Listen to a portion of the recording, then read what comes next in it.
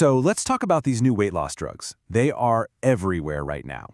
But what if I told you we've been aiming at the wrong target this whole time? We're about to dive into a fascinating approach from a team of cardiologists who argue the goal isn't just losing weight, but tackling something way more critical for our long-term health. You've definitely heard about them. Yeah, I'm talking about the GLP-1 drugs. They're all over the news for just how powerful their effects on weight are. They really are a huge shift in how we think about metabolic health. But here's the thing cardiologists are starting to say: their biggest, most important benefit might not be what you see in the mirror at all. Forever, it seems, the conversation has been about one thing, right? The number on the scale. But is that really the best way to measure our cardiovascular health? Or could it actually be distracting us from a far more dangerous factor, one that's totally hidden from view? Okay, and that brings us to the main event here, the real target. We're talking about visceral adipose tissue, or just that for short. See, from a cardiologist's point of view, this isn't about losing weight in general. It's about surgically targeting the one type of internal fat that's actively driving heart disease. Okay, so what is this stuff exactly? Visceral fat. It is not the fat you can pinch on your stomach. Nope. This is the deep internal fat that's literally wrapped around your vital organs, your liver, your intestines. And the key thing to get here is that it's not just lazy storage. It is biologically active. Think of it less like a spare tire and more like a little rogue factory inside you, constantly pumping out harmful stuff.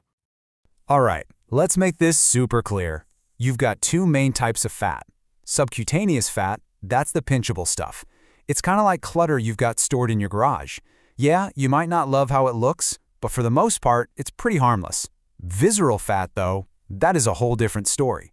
That's like finding rust on your car's engine. It's internal, it's hidden, and it is actively causing damage by just spewing out inflammatory chemicals that go straight for your cardiovascular system. And what kind of damage are we talking about here? Well, high levels of VAT create this constant low-grade inflammation throughout your body. It messes with your insulin, which is a big deal. It floods your system with these nasty free fatty acids. And it even increases something called small dense LDL, which is basically the absolute worst kind of cholesterol for gumming up your arteries. Put it all together, and you can see why VAT is a huge driver of heart disease. And this is exactly why just looking at your body mass index, or BMI, can be such a trap. You can have a perfectly normal BMI and still be carrying a dangerous amount of this internal fat. You might have heard the term thin on the outside, fat on the inside. It's a massive blind spot in how we usually look at health. Okay, so if the scale is misleading and BMI can't see the real problem, how in the world are you supposed to measure it? Well, this is where cardiologists are bringing in a much more precise tool, one that shows them exactly what's going on. So instead of just, guessing a target weight, they use a CT-based VAT scan. This directly measures your actual internal fat. No guesswork. This lets them establish a true baseline of your risk. From there, they can calculate a personalized target for your waist that actually corresponds to a healthy VAT level. It gives you a clear, medically meaningful goal. The whole conversation just shifts from how do I look to how healthy am I on the inside? And this is where the whole mindset just does a 180. It's captured perfectly in this idea. You don't need to lose weight until you look different. You need to reduce your VAT until your internal risk returns to a safe, healthy level. See? The external changes, they're just a side effect. The real goal is fixing what's going on inside. And this is where those amazing GLP-1 drugs come right back into the story. Because what the research is showing again and again is that these drugs are uniquely good at targeting and getting rid of visceral fat. In many cases, they burn through it even more effectively than the other, less harmful fat.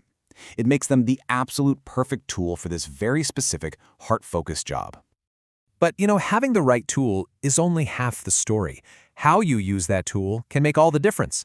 And a place called the Surrey Cardiovascular Clinic has developed this really fascinating method they call the choice model. And it's all about putting the patient in charge. And the model itself? It's actually beautifully simple. Every single week, the patient looks at their progress toward their VAT target, and then they make one key decision for the week ahead. It's a choice.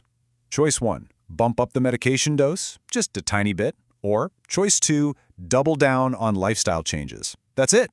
It's a micro choice, but by handing that control over, it becomes incredibly empowering.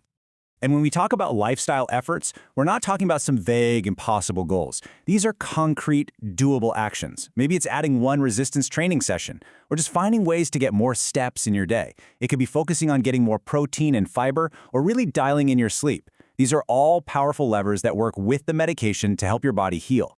So you can really see the two different philosophies here, right? On one hand, you've got the standard model. It's a sprint.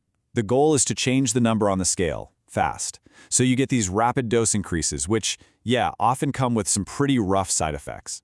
But the cardiology model, it's a totally different game. It's a strategic journey. The focus is on the real enemy, that internal VAT risk. The pace is slow, patient-led, and it leads to a much safer, more sustainable path to real metabolic health. So why go slow? What's the big deal? Well, rushing it can seriously backfire. Cranking up the dose really fast is what often leads to all those side effects we hear about, the nausea, the fatigue. And guess what? When you feel sick, you're not exactly motivated to go for a walk or hit the gym, right? It undermines the whole process. The big insight here is that visceral fat doesn't have to be lost quickly to be lost effectively.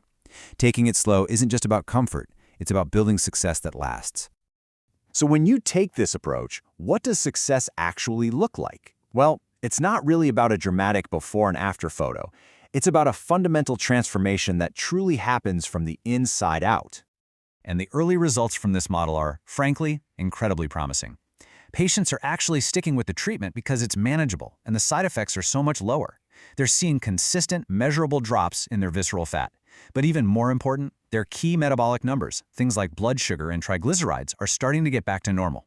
And you know the biggest reported benefit? Patients say they finally feel like they're in the driver's seat of their own health journey. They feel in control. So if there's one thing to take away from all this, it's this. This whole revolution in metabolic health isn't just about being slimmer. It's about using these incredible new tools in a smarter way, a way that makes us fundamentally healthier, starting with that hidden fat that poses the biggest threat. And that really leaves us with a final thought, doesn't it? In this new era of powerful medicines and amazing diagnostic tools, it's time we all asked ourselves, what are we really measuring? Is your health truly defined by a number on a scale, or is it defined by the complex, critical biology that's happening deep inside you?